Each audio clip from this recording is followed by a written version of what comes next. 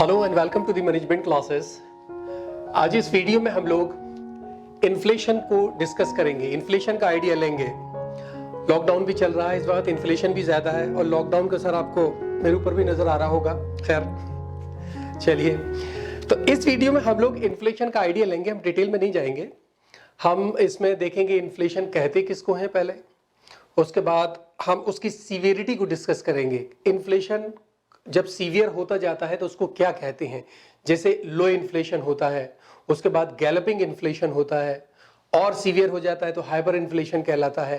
और इसी तरीके से हम बड़ी बड़ी जो इसकी काइंड्स हैं उसको डिस्कस करेंगे, सिर्फ जानेंगे कौन कौन सी होती हैं, जैसे डिमांड पुल है, कॉस्ट पुश है, स्टैगफ्लेशन है, डिफ्लेशन है। ये सारी चीज़ें हम इसमें डिस्कस करेंगे। उसके बाद अगली वीडियोज़ में हम एक एक करके सारी चीज़ों को डिटेल में लेंगे। देखिए, इन्फ्लेशन जो वर्ड है आप इसी को समझिए, इससे चीज समझ में आती है। जो इन्फ्लेशन जो बना है वो एक वर्ड है इन्फ्लेट, INFLATE। इन्फ्लेट किसी भी चीज को बढ़ाने को कहते हैं, इंक्रीज समथिंग। ठीक है, जब जर्नल प्राइस लेवल बढ़ते हैं तो वो प्राइस इन्फ्लेट होते हैं तो उसको इन्फ्लेशन कहते हैं। तो इसको इकोनॉमिक टर्म्स बनाया गया, इसको कहा गया कि इन्फ्लेशन का मतलब है कि जर्नल प्राइस लेवल का बढ़ना। ठीक है, तो ये वर्ड ही आपको बता रहा है कि कोई चीज बढ़ रही है, और जब हम उसको प्राइस लेवल की टर्म्स में ले आते हैं तो इसका मतलब प्राइस का बढ़ना। इन्फ्लेशन इसका मतलब प्राइस का बढ़ना, और इसी में अगर आप इसको डिफ्लेशन कहें तो प्राइस इसका घटना। ठीक है, अब देखिए इन्फ्लेशन को अलग अलग बहुत सारे इकोनॉमिस्ट ने अलग अलग वर्ड्स में डिस्कस किया है। मैं सब में नहीं जा रहा, आप किसी भी बुक या आप नेट से जाकर देख लीजिए, डेफिनेशंस काफी इकोनॉमिस्ट की मिल जाएंगी आपको। जो एक मेन डेफिनेशन है जो केन्स ने कही है, उसको मैं आपको बताऊं। केन्स ने अपने वर्ड्स में कहा है कि an expansion in the supply of money relative to the supply of things to purchase. Price level का बढ़ना मनी सप्लाई की वजह से। उन्होंने कहा है कि मनी सप्लाई इतनी बढ़ जाए कि उन पैसों से जो आप प्रोडक्ट खरीदना चाह रहे हैं वो उससे कम पड़ जाए। मेरे पास कुछ पैसे हैं, उन पैसों से मैं कुछ प्रोडक्ट खरीदने जा रहा हूं, मेरे पास इतना पैसा बढ़ गया कि वो प्रोडक्ट खरीदना जितने का था उससे भी कहीं ज्यादा हो गया उस प्रोडक्ट के हिसाब से। तो जब मेरे पास, हर आदमी के पास जब ज्यादा पैसा होगा तो क्या होगा, चीजें कम है, पैसा ज्यादा है, हर आदमी उस चीज को लेना चाहेगा, पैसे बढ़ा बढ़ा कर देगा, उससे प्रोड्यूसर्स सेलर्स प्राइस को बढ़ा देते हैं और उससे इन्फ्लेशन हो जाता है। ठीक है, सिंपल वर्ड्स में आप इसको डिफाइन और कर सकते हैं, और समझने के लिए आप इसको कहिए कि इन्फ्लेशन बेसिकली हम कहते हैं persistent and appreciable rise in the journal price level. persistent and appreciable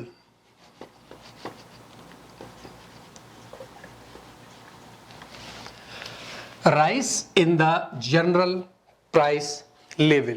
अब यहां पर persistent का क्या मतलब है, ये मैंने दो टर्म्स बताई, आप इसको यूज कर लिए लिखने में, लेकिन इन दोनों टर्म्स को मैं कहूं कि क्यों ये टर्म्स इन्फ्लेशन में इस्तेमाल की गई। persistent का यहां मतलब है कि जनरल प्राइस लेवल का अपवर्ड ट्रेंड। आप किसी भी एक चीज को, सपोज कर लीजिए हम एक पेट्रोल का वो ले लीजिए, पेट्रोल का एग्जांपल लीजिए, तो पेट्रोल के प्राइस मान लीजिए अगर यहां से चल रहे हैं तो पेट्रोल के प्राइस बढ़ते हैं, घटते भी हैं, बढ़ते भी हैं, घटते भी हैं, बढ़ते भी हैं, घटते भी हैं, बढ़ते भी हैं, घटते भी हैं।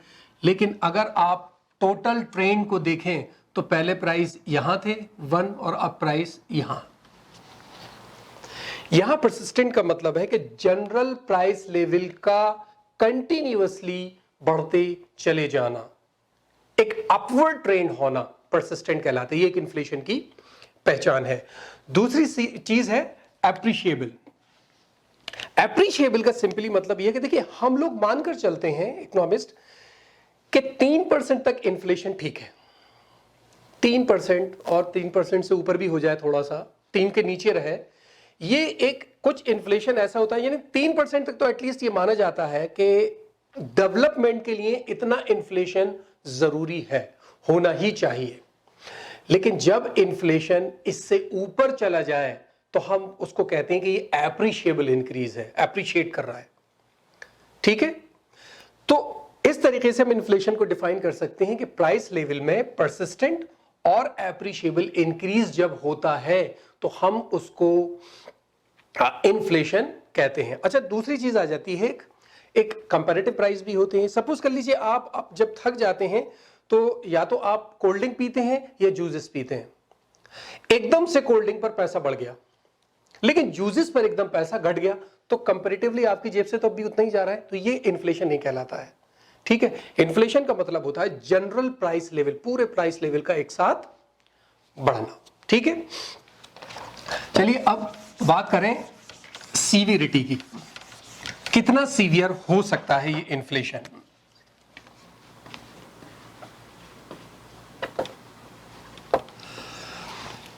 देखिए, सीवियरिटी हो सकता है आपको अपने सिलेबस में ये वर्ड ना मिले सीवियरिटी, मैंने सिर्फ आपको यहां बताने के लिए ये यूज किया है कि इन्फ्लेशन कहां से जा होता है और कहां तक चला जाता है और उसको हम क्या कहते हैं। ठीक है, सबसे पहले आप ले लीजिए लो इन्फ्लेशन होता है, नंबर 1।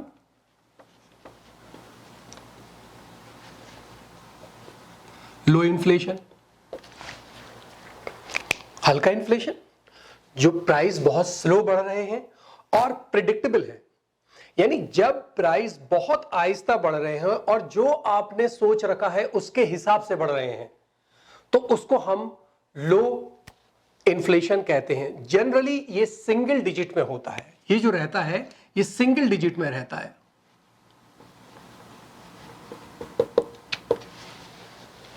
वन से या 0.01 या किसी भी लीजिए मिनिमम से 9 तक मान लीजिए अगर जा रहा है, सिंगल डिजिट में रहता है, तो इसको हम लो इन्फ्लेशन कहते हैं। यहां पर प्राइस जो है वो रिलेटिवली स्टेबल रहते हैं और लोग मनी पर, यानी इनकी जो करेंसी है उस पर ट्रस्ट करते हैं, और जो हमारी जो वैल्यू है, हमारी जो एक इकोनॉमिक वैल्यू है, वो ईयर टू ईयर रिटेन रहती है।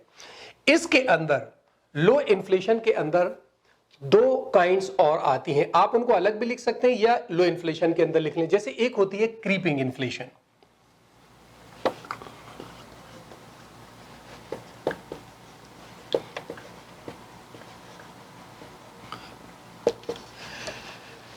जब क्रीपिंग मतलब बिल्कुल क्रीप करना, आहिस्ता आहिस्ता चलना, क्रीपिंग इन्फ्लेशन होता है जब हमारा इन्फ्लेशन लेस देन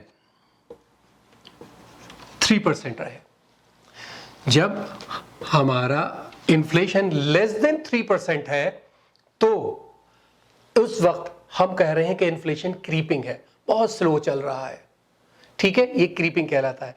लेकिन जब वो 3% से बढ़ जाए और 9 तक चला जाए, यानी सिंगल डिजिट में ही रहे, 3 को तो क्रॉस कर जाए लेकिन सिंगल डिजिट में ही रहे, तो उसको हम कहते हैं वॉकिंग इन्फ्लेशन। यानी अब यहां पर जो है ये 4 to 9% तक जाता है, या इन्फ्लेशन 4 to 9% तक जाता है। तो यानी जहां से भी इन्फ्लेशन शुरू हो रहा है वहां से लेकर 9% तक आप कह सकते हैं कि वो लो इन्फ्लेशन है। ठीक है, अब इसके बाद जब इन्फ्लेशन, ये तो या तो क्रीपिंग है या वॉकिंग है, लेकिन अगर इन्फ्लेशन इससे भी आगे निकल जाए तो उसको हम कहते हैं गैलपिंग।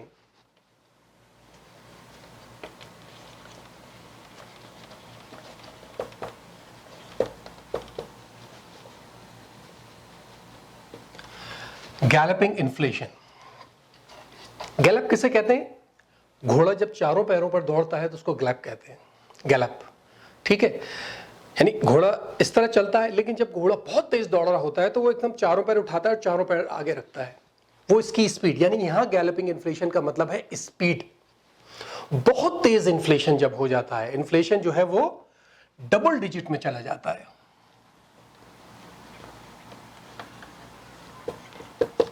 इन्फ्लेशन डबल डिजिट में चला जाता है, यानी अब वो डबल और बल्कि ट्रिपल में भी चला जाता है, ट्रिपल में भी चला जाता है, 100-200% भी हो जाता है। इस इन्फ्लेशन को हम जनरली कहते हैं गैलपिंग इन्फ्लेशन, क्योंकि ये बहुत तेज हो जाता है इन्फ्लेशन। यानी जब हमारा इन्फ्लेशन 2 डिजिट में आ जाए, यानी 11 12 से लेकर वो बढ़ते बढ़ते 100 200 300 500 तक चला जाए, परसेंट तक चला जाए, तो इसका मतलब इन्फ्लेशन बहुत ज्यादा हो रहा है। इसको हम कहते हैं गैलपिंग इन्फ्लेशन, ठीक है। और ये इन्फ्लेशन जनरली कॉमन होता है उन कंट्रीज के अंदर जहां या तो गवर्नमेंट वीक है, या फिर वो कंट्री वॉर सिचुएशन फेस कर रही है, ठीक है, या फिर वो कंट्री जो है वहां अंदर इंटरनल रेवोल्यूशन है। यानी अगर डिस्टर्बेंसेस हैं तो उन कंट्रीज के अंदर ये इन्फ्लेशन जनरली है, ठीक है। तीसरा आ जाता है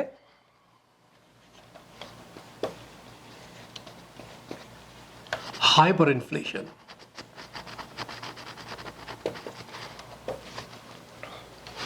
हाइपर इन्फ्लेशन को तो आप ये समझ लीजिए, इन्फ्लेशन ये लिखा हुआ है ऊपर, हाइपर इन्फ्लेशन को तो आप ये समझ लीजिए कि ये तो एक तरीके से एक बहुत ही खतरनाक बीमारी है।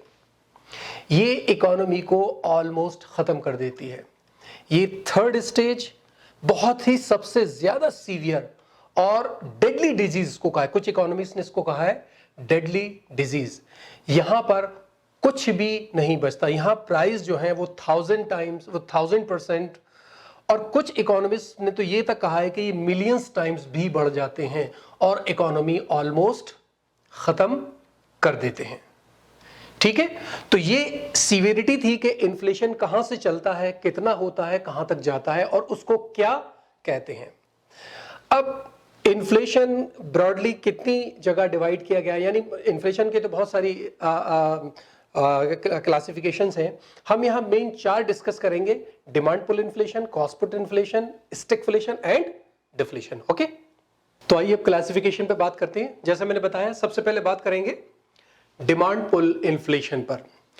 देखिए, ये जो वर्ड है डिमांड पुल, ये अपने आप आपको बता रहा है कि ये कौन सा इन्फ्लेशन है। यानी ये वो इन्फ्लेशन है जो कि डिमांड की वजह से बढ़ता है, डिमांड उसको पुल करती है, डिमांड अपनी तरफ खींचती है, जिससे प्राइस लेवल बढ़ जाते हैं। डिमांड कैसे बढ़ेगी? होता क्या है, जब एग्रीगेट डिमांड आपकी, जो मार्केट में आपकी एग्रीगेट डिमांड है, वो ज्यादा हो जाती है एग्रीगेट सप्लाई से। When the aggregate demand in the economy is higher than the aggregate supply, और उस टाइम में होता क्या है, कुछ चीजों को खरीदने के लिए बहुत सारे लोग बहुत पैसा लेकर आ जाते हैं, जिससे प्रोड्यूसर प्राइसेस को बढ़ा देते हैं और इन्फ्लेशन हो जाता है। किसी एक प्रोडक्ट पे हुआ, 2 पे हुआ, 3 पे हुआ, फिर वो एग्रीगेट बन गया, और जब ये पूरी कंट्री में हो जाता है, सारे प्रोडक्ट का हो जाता है, फिर इन्फ्लेशन बन जाता है, ठीक है। जैसे मैंने बताया, इन्फ्लेशन जब ही होगा जब जनरल प्राइस लेवल बढ़ेगा, ठीक है। वो कौन कौन से फैक्टर हैं जिसकी वजह से ये इन्फ्लेशन होता है, यानी मनी सप्लाई बढ़ती है। देखिए, उसमें बहुत सारी चीजें हैं। जैसे पहले आप ले लीजिए उसको, increase in the money supply,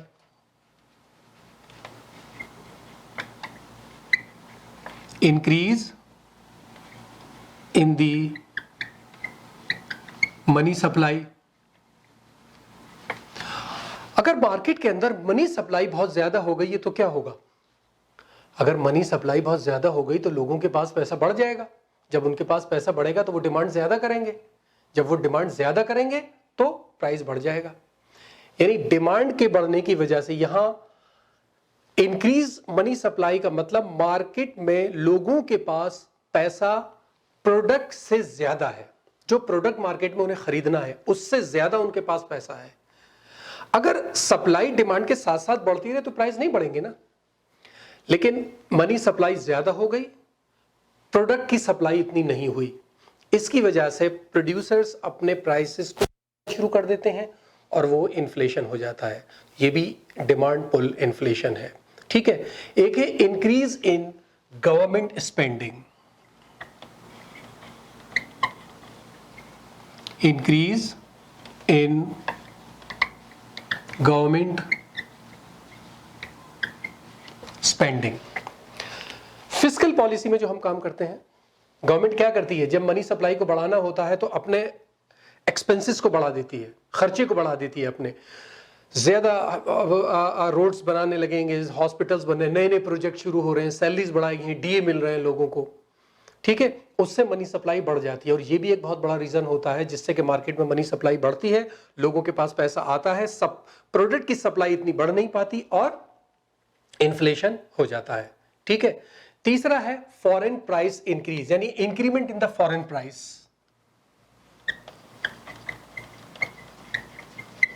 foreign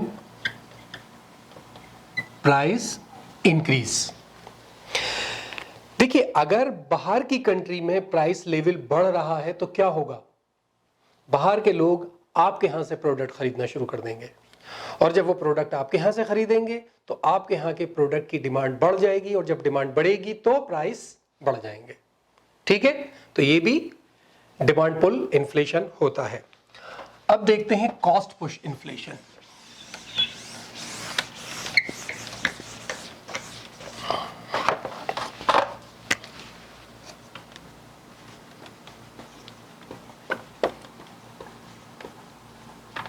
cost push inflation, ठीक है। ये इन्फ्लेशन आपको खुद बता रहा है कौन सा है। इन्फ्लेशन तो हो रहा है, लेकिन किसकी वजह से हो रहा है, कॉस्ट इन्फ्लेशन को पुश कर रही है। यानी कोई भी रीजन है जिसकी वजह से अगर प्रोडक्ट में प्रोडक्शन की कॉस्ट बढ़ रही है तो प्रोड्यूसर अपने प्रॉफिट को रिटेन करने के लिए, अपने प्रॉफिट को मैक्सिमाइज करने के लिए, उसी लेवल पर रखने के लिए वो क्या करते हैं, वो उस कॉस्ट को जो उनके ऊपर आई है वो शिफ्ट कर देते हैं कंज्यूमर पर, प्राइसेस को बढ़ाकर। इसको कहते हैं कॉस्ट पुश इन्फ्लेशन, ठीक है। जब प्रोड्यूसर के ऊपर किसी भी चीज की कॉस्ट बढ़ी, वो उस कॉस्ट को शिफ्ट कर देंगे कंज्यूमर पे, ताकि उनका प्रॉफिट बढ़ा रहे, उनका प्रॉफिट प्रोटेक्ट रहे, ठीक है। क्या क्या रीजन हो सकते हैं इसकी, सिंपली है, एक तो अगर मान लीजिए रॉ मटेरियल कंपोनेंट कॉस्ट बढ़ रही है,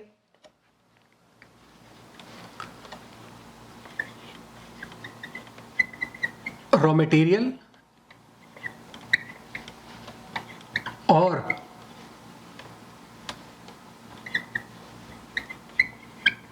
कंपोनेंट कॉस्ट बढ़ रही है।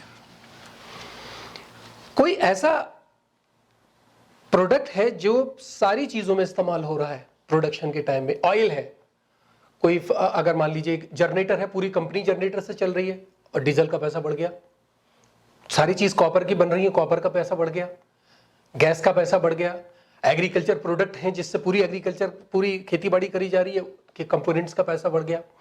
ये चीजें ऐसी हैं जिनसे कि टोटल प्रोडक्शन के प्राइसेस बढ़ जाते हैं, और जब टोटल प्रोडक्ट के प्राइस बढ़ेंगे तो प्रोड्यूसर क्या करता है, उनको शिफ्ट कर देगा प्राइस की तरफ, ताकि कंज्यूमर से उसको ले ले, ठीक है। अगला रीजन इसका क्या है, rise in labour cost. Rise in labour cost, किसी भी वजह से लेबर कॉस्ट बढ़ रही है, लेबर की डिमांड ज्यादा है इस वजह से लेबर बढ़ रही है, या कोई एक्सपेक्टेशन ऐसी है जो लेबर यूनियंस ये सोचे हुए हैं कि आगे प्रॉब्लम आने वाली है तो अभी प्राइस को बढ़ा दिए जाएं। किसी भी तरह से अगर लेबर की कॉस्ट बढ़ गई है तो अब प्रोड्यूसर को लेबर को तो ज्यादा पे करना पड़ रहा है ना, अब वो वेजेस ज्यादा दे रहे हैं, और जब वो वेज ज्यादा दे रहे हैं तो उनके जो कॉस्ट है वो बढ़ रही है, प्रोडक्ट की कॉस्ट, तो वो क्या करेंगे, इस कॉस्ट को शिफ्ट कर देंगे प्राइस की तरफ और कंज्यूमर उसको पे करेंगे। इस तरीके से इन्फ्लेशन हो जाता है सारे प्रोडक्ट के अंदर, ठीक है। तीसरी बात आती है higher indirect taxes. Higher indirect taxes. देखिए, ये तो बहुत सिंपल है, हम सभी लोग जानते हैं कि हम कोई भी चीज लगे तो उसके अंदर लिखा होता है inclusive of all taxes, MRP inclusive of all taxes. तो टैक्स तो हम ही देते हैं, लेकिन यहां पर प्रोड्यूसर एक चीज को मद्देनजर रखता है कि प्रोडक्ट की प्राइस इलास्टिसिटी क्या है। अगर मान लीजिए प्रोडक्ट की प्राइस इलास्टिसिटी बहुत ज्यादा है, प्राइस इलास्टिसिटी ज्यादा होने का मतलब क्या है, थोड़े से प्राइस बढ़ाने पर डिमांड बहुत ज्यादा नीचे हो जाएगी, तो फिर प्रोड्यूसर कहता है भाई थोड़ा सा देना हो तो दे दो, बाकी मैं ही दे दूंगा सारे टैक्स। उसकी डिमांड कम हो रही है, ठीक है। अच्छा, दूसरी चीज ये होती है कि अगर उसको पता है कि जो मेरा प्रोडक्ट है वो उसकी प्राइस इलास्टिसिटी बहुत कम है, यानी प्राइस कितने बढ़ा दो घटा दो, डिमांड पे फर्क नहीं पड़ेगा, तो फिर वो मैक्सिमम पार्ट जो है टैक्स का वो कंज्यूमर पर शिफ्ट कर देता है। उसको पता है मेरी डिमांड पे कोई फर्क पड़ने वाला नहीं है, ठीक है। और चौथी चीज आ जाती है increase in exchange rate, sorry fall in exchange rate, fall in exchange rate. अगर एक्सचेंज रेट गिर रहा है यानी आपकी करेंसी कमजोर हो रही है, इसका मतलब यह है अब आपको इंपोर्ट महंगा पड़ेगा। पहले आप एग्जांपल ले लीजिए, $1 है, $1 का आपने बाहर से कुछ खरीदा, तो आपको से फॉर एग्जांपल, मैं एग्जैक्टली बात नहीं कर रहा क्योंकि रोज चेंज होते हैं, सपोज कर लीजिए आपने 50 रुपीज चल रहा था, एग्जांपल लीजिए 50 रुपीज चल रहा है, पहले आपने कोई चीज $1 की खरीदी तो आपने 50 रुपीज पे कर दिए, लेकिन अब डॉलर एप्रिशिएट हो गया, आपकी करेंसी गिर गई, तो अब आप सिर्फ फॉर एग्जांपल 60 और 70 पे कर रहे हैं। तो अब वही प्रोडक्ट जब आप खरीदेंगे जिसके लिए पहले आप 50 पे कर रहे थे, अब आप 60 या 70 पे करेंगे, जो भी उस वक्त का रेट होगा, ठीक है। तो इसका मतलब अब जब आपका कोई रॉ मटेरियल आप इंपोर्ट कर रहे हो या आप कोई फिनिश प्रोडक्ट इंपोर्ट कर रहे हो जो आप अपनी कंट्री में बेच रहे हैं, अब आपको बाहर ज्यादा पे करना पड़ रहा है ना, करेंसी डेप्रिसिएशन की, आपकी करेंसी की वैल्यू फॉल हो गई है, इस वजह से वो जो कॉस्ट बढ़ेगी वो प्राइस में बढ़ा देगा इंपोर्टर, और जनरल प्राइस लेवल बढ़ जाता है, ठीक है। तीसरा है इसमें, तीसरा है स्टैगफ्लेशन।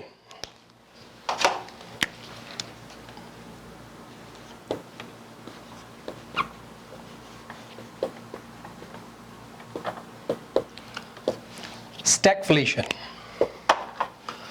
स्टैगफ्लेशन किसे कहते हैं? ये बेसिकली कुछ इकोनॉमिस्ट ने कहा है कि ये एक कॉम्बिनेशन है स्टैग्नेंट इकोनॉमिक ग्रोथ का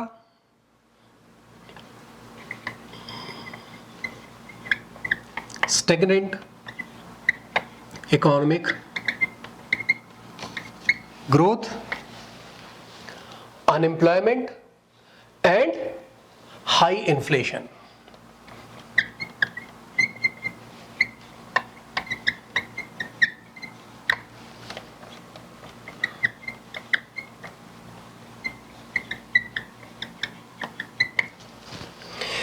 कुछ इकोनॉमिस्ट ने कहा है, बल्कि ये मानिए इसको कि ये एक सिचुएशन है जहां ये तीन कंडीशन होती हैं।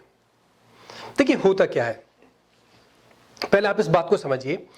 हम ये मानकर चलते हैं कि कुछ इन्फ्लेशन जरूरी है ग्रोथ के लिए।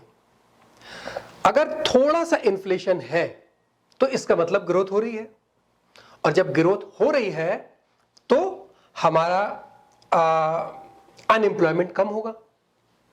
यानी अगर इन्फ्लेशन थोड़ा सा है तो ग्रोथ है, हमारी इकोनॉमिक ग्रोथ ऊपर जा रही है, और अनएम्प्लॉयमेंट हमारा घट रहा है, लोगों को ज्यादा जॉब मिल रहे हैं, ठीक है।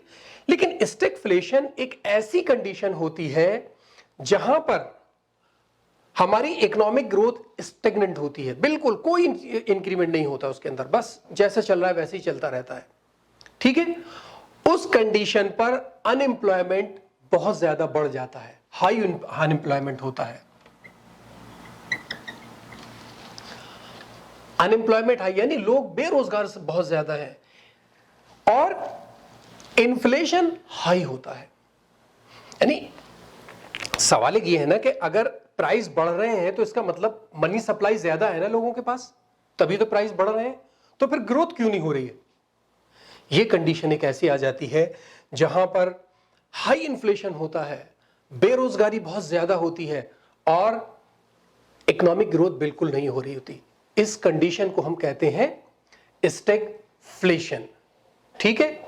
और इसका जो मेन रीजन होता है वो ये होता है कि जब गवर्नमेंट मनी सप्लाई बढ़ा देती है, मेनली जब वो गवर्नमेंट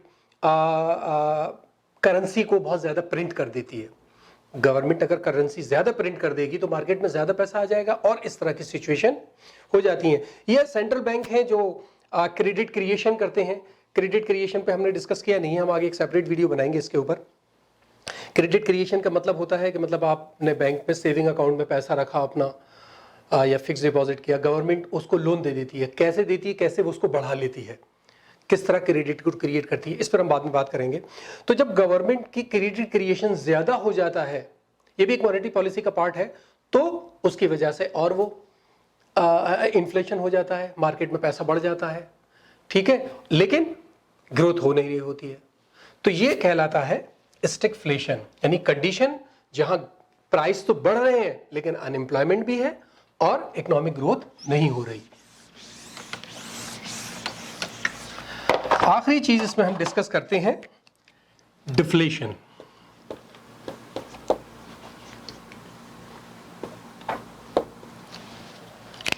आसान है, सभी जानते हैं क्या है। Opposite of inflation deflation. Inflation में प्राइस बढ़ते हैं, डिफ्लेशन में प्राइस घटते हैं। यानी यहां पर गुड्स और सर्विसेज यानी प्रोडक्ट बहुत ज्यादा होता है मार्केट के अंदर, लेकिन लोगों के पास खरीदने के लिए पैसा नहीं होता। ये वो कंडीशन होती है जहां मनी सप्लाई कम होती है और supply of goods and services ज्यादा होती है। जब ये कंडीशन आ जाती है तो लोगों के पास पैसा ही नहीं खरीदने के लिए। प्रोड्यूसर क्या करेगा? जब कोई खरीदने नहीं आ रहा तो प्रोड्यूसर क्या करता है? भैया कम पैसे में भी चला जाए। होता है ना, आप कोई चीज नहीं बिक रही तो आदमी कहता है भैया कॉस्ट टू कॉस्ट ही चला जाए, बिक तो जाए। तो इसलिए प्राइस घटते जाते हैं। डिफ्लेशन के अंदर वो कंडीशन है जहां पर मनी सप्लाई ऑफ प्रोडक्ट से भी कम हो जाती है, यानी supply of goods and services is higher than the money supply, ठीक है। और ये कंडीशन अगर आप जाकर पढ़िए थोड़ा हिस्ट्री में, तो जो 1929 के अंदर जो डिप्रेशन आया था वर्ल्ड में, 1930s चलता रहा था वो, उसके अंदर डिफ्लेशन ऑलमोस्ट 10% एवरी ईयर चल रहा था, जिससे बहुत ज्यादा प्रॉब्लम आ गई थी। और डिफ्लेशन जो है वो इन्फ्लेशन से भी ज्यादा खतरनाक है। अगर डिफ्लेशन स्टार्ट हो गया तो फिर ये कंट्रोल करना बहुत मुश्किल हो जाता है। यानी हमारी जो बिजनेस साइकिल है उसके अंदर हम ऊपर जाते हैं, ग्रोथ के बाद हम, ये नॉर्मल है, हम ग्रोथ होती है, बूम पहुंचे, फिर हम रिसेशन पे आते हैं नॉर्मल तक। अगर हम इससे नीचे जाते हैं तो डिप्रेशन चला जाता है। तो जो ये रिसेशन है, इस रिसेशन को डिप्रेशन में चेंज करने का काम ये डिफ्लेशन ही करता है। यानी जब इकोनॉमी में रिसेशन है, वो रिसेशन जहां तक पहुंचा नॉर्मल तक, अगर उस वक्त भी प्राइस लेवल नीचे जा रहे हैं, डिफ्लेशन है, प्राइस घटते जा रहे हैं, तो वो रिसेशन डिप्रेशन में चेंज हो जाता है। और जाहिर है डिप्रेशन अगर कंट्री के अंदर आ जाए तो बहुत ज्यादा प्रॉब्लम हो जाती है, ठीक है। तो मुझे उम्मीद है ये इन्फ्लेशन आपकी समझ में आया होगा, और कोई प्रॉब्लम हो तो मुझे कमेंट बॉक्स में बताइए, मैं कोशिश करूंगा उसको सॉल्व करने की। आगे फिर हम इस इन्फ्लेशन की और थ्योरीज को लेकर चलेंगे। इस वीडियो में इतना ही। Thank you so much.